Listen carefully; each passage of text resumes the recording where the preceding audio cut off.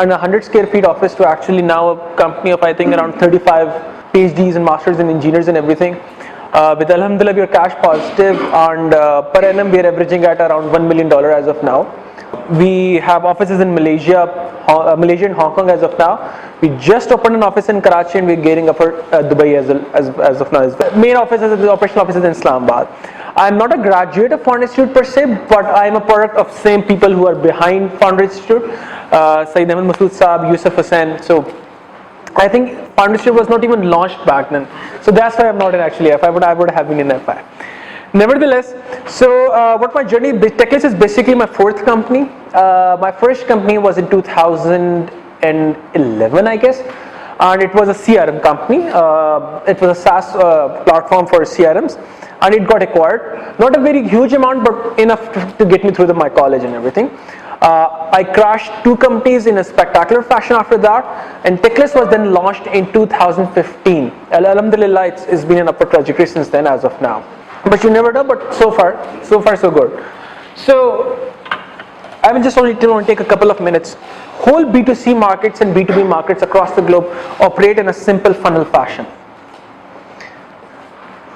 You outreach to some people, you create awareness about your products, they respond to your awareness, then they respond to your product ad or whatever that is, they engage with you, and once they have engaged, they convert, like either they make a purchase or not. That's a simple principle that any B2C or B2B market works on. What we do is, we have a one-stop shop solution to manage this whole funnel. This funnel has a lot of components built into it. You have ad networks, you have contents and creatives, you have to push out advertisements, you have to look at your past own shopping behaviors and purchase behaviors of your previous customers. So your in-house systems, your online systems, everything all consolidated into something extremely simple that even a non-technical person can manage. Otherwise, these funnels you have, like we have 2 Fortune 100 clients as of now. They have like huge teams actually just now using our tools. It's that complex in terms of how you actually manage your funnel. The principle is same even for an e-commerce website to some company like making billions of a year. The process is always the same. So that's what basically it's a SaaS platform.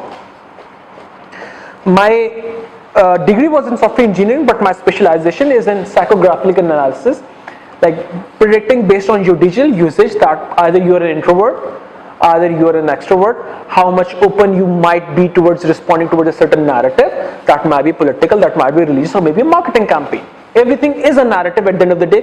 It's about storytelling. We always have a huge discussion about how important storytelling is in journey of a startup or like a company. So it's basically about how much you can get people to respond to a certain call to action. So we have a tool for that. It's as of now we have major clients are in Malaysia and Hong Kong, but recently over the last year we have been investing in Pakistan a lot. We have PTCell as one of our clients. We have JS Bank as one of our clients. We will be inshallah launching soon a very huge product with State Bank. We are just about to closure, but inshallah I think we will definitely hit a very, I would say, hot nerve for a lot of industries in Pakistan with that one. But nevertheless, Pakistan is our target market as of now, because I think in Pakistan everything is just turning to gold right now. Literally, it's just so crazy that whatever you touch, whatever you plan for, it just blows out of proportion. Pakistan is that of a ripe market as of now. So I would stick to the validation part of it, and because the grid journey is something that is very personal. I don't think there is a successful recipe available. Everybody has its own challenges, everybody has its own struggle, everybody has its own journey.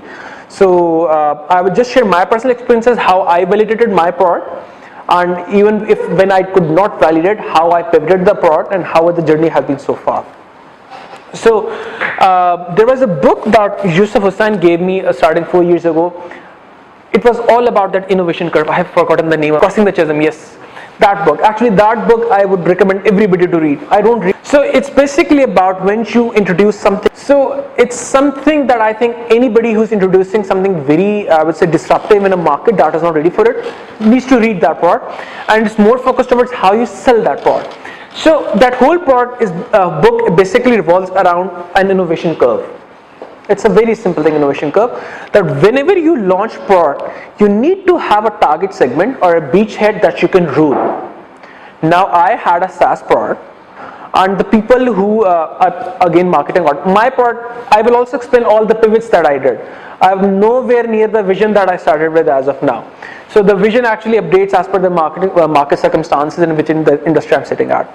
So my company Techlets started as a sampling service.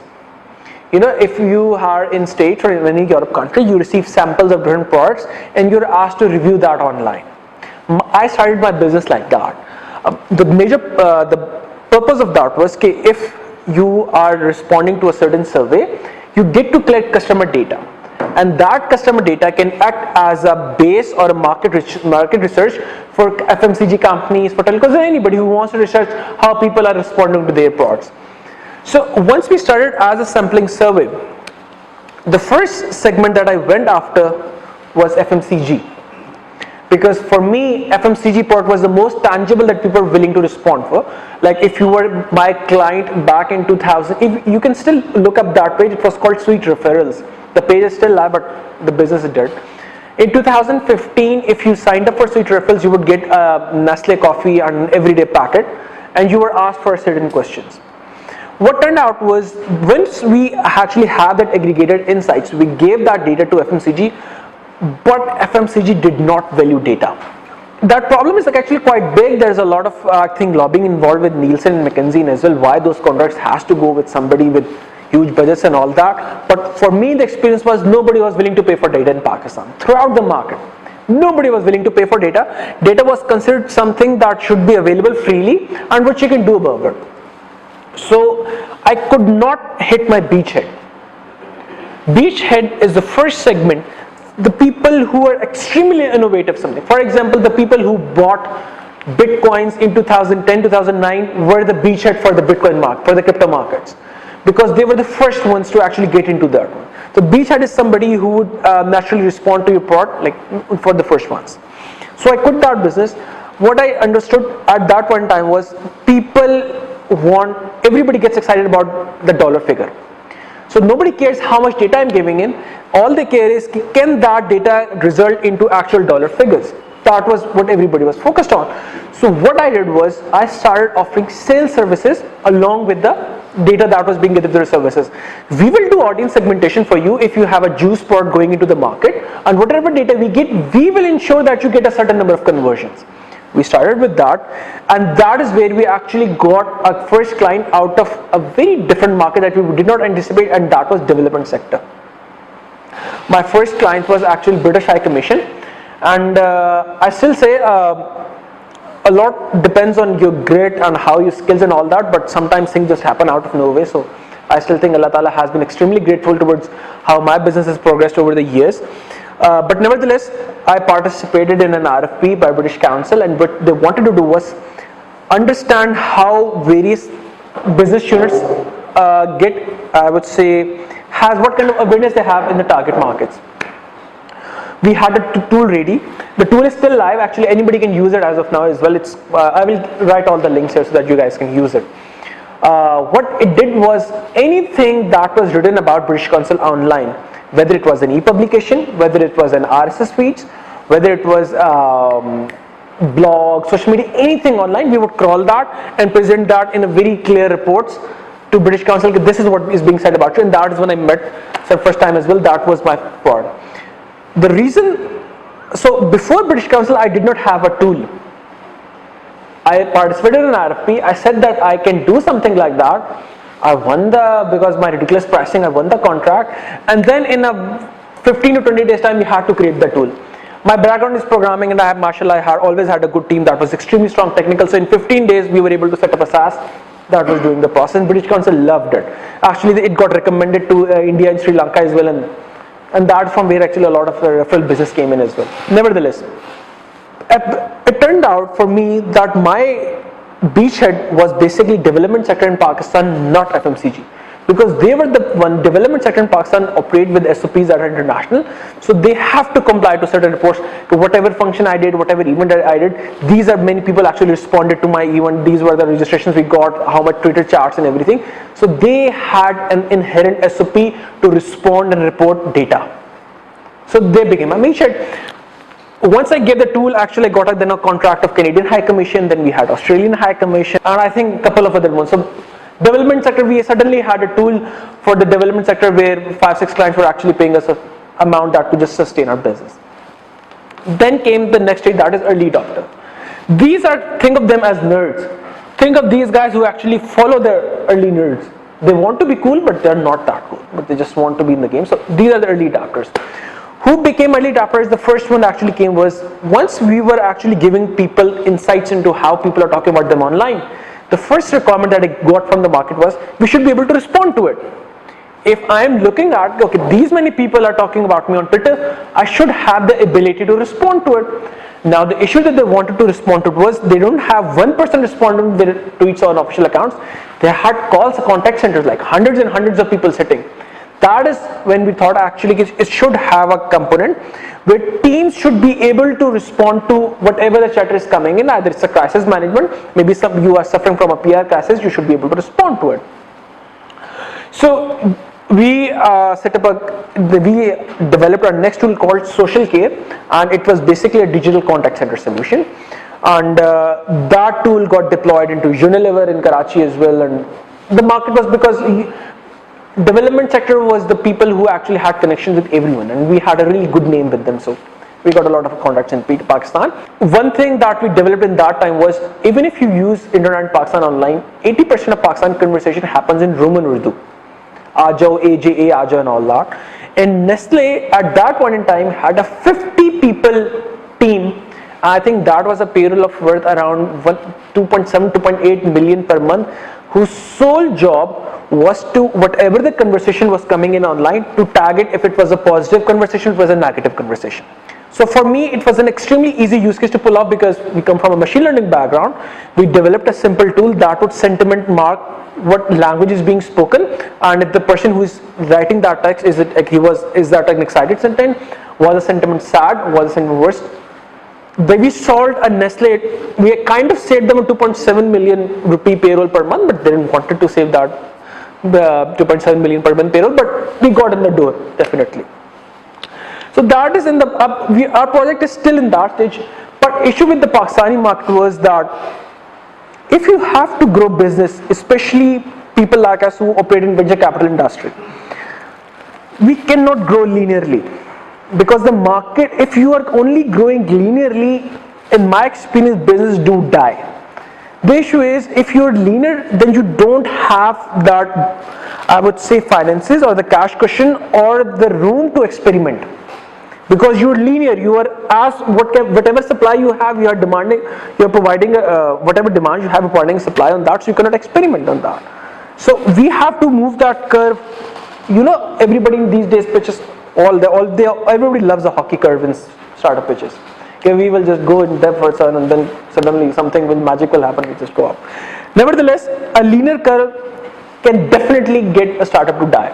So that is when we actually approached Ignite. I think that was 2016 end, and Ignite was gracious enough to approve a funding of 19 million for us back then. It took 6 or 7 months of processing and all that. What that did for us was that we didn't have to worry about payroll after that. We had a 19 million, this was a 1-year burn rate for us, and we understood, okay, now we just only have to work, whatever the revenue that we are getting is basically a profit for us now. So we got very experimental with how we actually approach international markets. There was a conference, and one of our actually teammates went to a conference in Hong Kong, and they showed our tool to a couple of people, and they just loved it. And the first international contract I got was of $6,000, but we delivered to the best of our abilities on that, and alhamdulillah, by the end of the year, that $6,000 contract had converted into a $500,000 contract. What that did for us is provide enough cash cushion. The reason I'm mentioning times is because that represents, every year that I'm mentioning represents a stage in our company. Okay, so by the end of 2017, we have a good amount of cash. We had stable revenue sources from Ignite because we didn't have to give on the payroll. But the point was, whatever we were doing, social media was, we had a Cambridge Analytica issue in those specific year as well. We operate on public access of data, and suddenly all social networks they did was that cut off the data access. So suddenly the whole market I would say, proposition that we were sitting on was dead. And that happens in a lot of companies, that we make a lot of assumptions that this is how we have an idea and how we are grown up, but the market suddenly changes. And suddenly Facebook and Twitter and Google, everybody changed their rules and I could not do anything about it, and I could not give access to my clients that data. What they did was put a very heavy price tag on it, so only stable people can access data of social networks. And so a lot of our cash actually started going into something that we never anticipated for. And it's not a small cost. I remember we actually once had to buy, we had a contract of UN in Thailand, and it was basically about detecting radicalization on Twitter, how various anti-state elements were spreading different chatters on Twitter and how that affects people in different part of the world. It was, I think, only 8,000 very highly targeted tweets, and it cost us around $30,000 just to collect gather that data. If you know, if you have look Twitter, if you query a hashtag on Twitter that I want to know everybody who's talking about Pakistan Independence Day, Twitter only and only returns you 20% of that traffic, never more than that. It's a standard rule. 20% of only that traffic is available. They have a company called Ginep. Ginep is the enterprise company of Twitter that actually gives you 100% access to data, but they charge a lot. So for a small company, suddenly somebody asked me to pay 60 lakh rupees for just the data set that I was only charging 30 lakh for the contract. So our whole proposition has to change suddenly, and I had to pivot. What the pivot was, what I understood was that basically I'm helping everybody convert. So why not turn us into more of a sales conversion optimization company and data-driven sales company rather than a media intelligence company. So if in that domain you have example of Salesforce, you have Sales Cloud, and actually you have Radiance6, a lot of those tools actually operate in that domain. So we specifically focused on that specific industry after that, and internationally that was actually the big break for us. Suddenly we stopped charging our clients anything upfront. We were like, when you will make money, that is when we will charge you money as well. And that was the easiest step as far, because everybody was like, yeah, okay, we don't have to pay you anything upfront, just get in. But we were so sure, but the point was we were so sure of our tech. Otherwise I would not make a claim that when you will make money, that is when I'm going to charge you money. And that is when we actually got into certain Fortune 100 clients as well, because we were actually adding a certain percentage of their sales revenue, and that how it actually improved from there. Recently, based on that, how the vision is still evolving, I'm still talking about that. When we started investing in Pakistan you have a huge issue. Pakistan, no matter how much you talk about e-commerce market, it's not converting. Trust me, if you talk to any executive in Daraz, you talk to any executive in home shopping and all that, they are all in investment stage as of now. I think $200 million was the acquisition amount for Daraz, and still actually being pumped into to boost their revenues to a certain market that it can operate at a level of Amazon. So in Pakistan, any e-commerce business in Pakistan, but suddenly you see a boom, everybody wants to launch an e-commerce store. So my answer to that was quick. Now I have a lot of e-commerce stores running myself as well as my personal brands. I'll come to that why. Again, the validation part of it. So I developed a data model in Pakistan. For example, if you are sitting at point, you have a product. I will give you a real life example of that. I have a brand called Enalu Paris. It's my own brand. I don't know if anybody have heard of it. It's a sunglasses brand in Islamabad. So when we were looking at the e-commerce market of Pakistan, everybody was looking at Enalu sunglasses, buy sunglasses online. But does anybody of you know a Pakistan-based sunglasses brand? There is no sunglasses brand in Pakistan, right? So we were crawling all the e-commerce sites of Pakistan, every single one of them. And but there was no brand available, so we just launched a product ourselves, because we knew what message we want to communicate to whom, at which channel, at which frequency, at which day, because media intelligence is our business, right? So we should be the one actually raising good of sales. So to validate our models in Pakistan, I launched my own brand. I launched my own e-commerce store. It's still live, and alhamdulillah, it's a cash positive brand itself as well. We generate a good amount of sale every single month.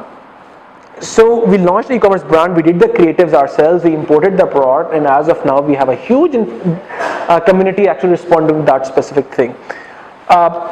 So you have, let's just say this is the market that you're trying to reach. I would say in Pakistan you have 60 million online Pakistanis as at the point as we speak as of now. You want to reach that broad. Ad networks is something that's becoming extremely expensive for all of us, right? I think dollar is hovering at 161 point something as of today. For a business like me and for anybody, paying that much on ad cost is just not sustainable anymore. So and the conversion is going extremely bad. The more social networks are cracking down on the access of how much data you can, the conversion is getting bad. We found all these people we call influencers.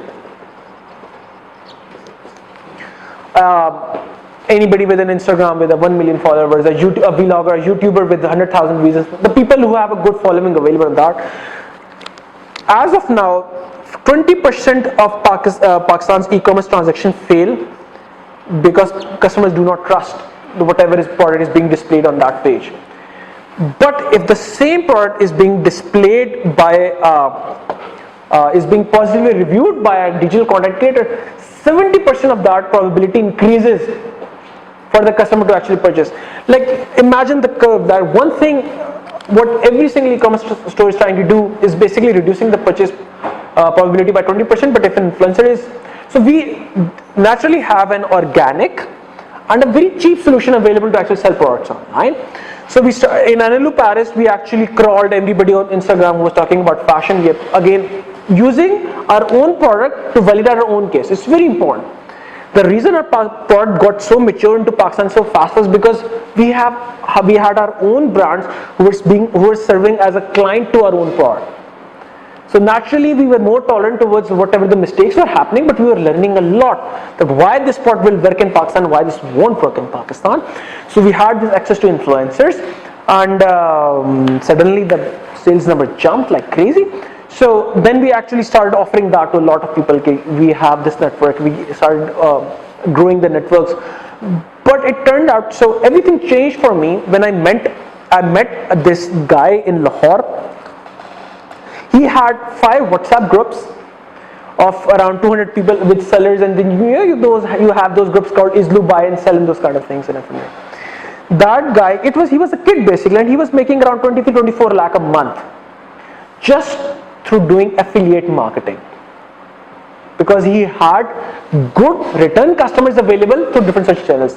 So what I thought was, okay, I have the tools and tech available, but this influencer is not that much sales focused.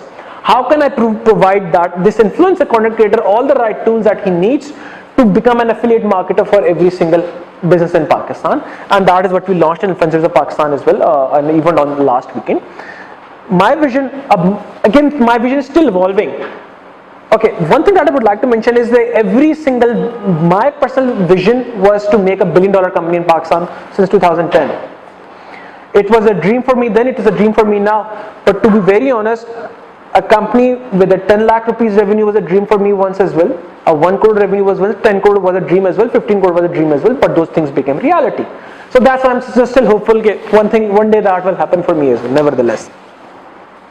So now what my vision for that product, from a media intelligence company, we are turning into something that more focuses on towards sale and how it actually evolves. My vision now what my vision is that Alibaba had 20 years to mature into what it is. Amazon maybe more than that, around 30 years. But Pakistan does not have 2 or 3 decades actually available to mature itself into something of that. So my future is that in Pakistan, that's a bad map to draw, but nevertheless you have these influencers available across, and they have access in their specific regions, good amount of organic traffic available and everything available. So why not available these 1 million influencers across Pakistan, give them all the technology they need, and suddenly you have a huge decentralized e-commerce store. And that is what my vision has evolved into. So I started from a sampling company, and that is where I have landed. I don't know where I'm going to land tomorrow. I don't know even my business is going to be there, but tomorrow not, because we just still operate on a very assumptions and all that. We're still in a curve, but the market actually tells you how to validate your businesses.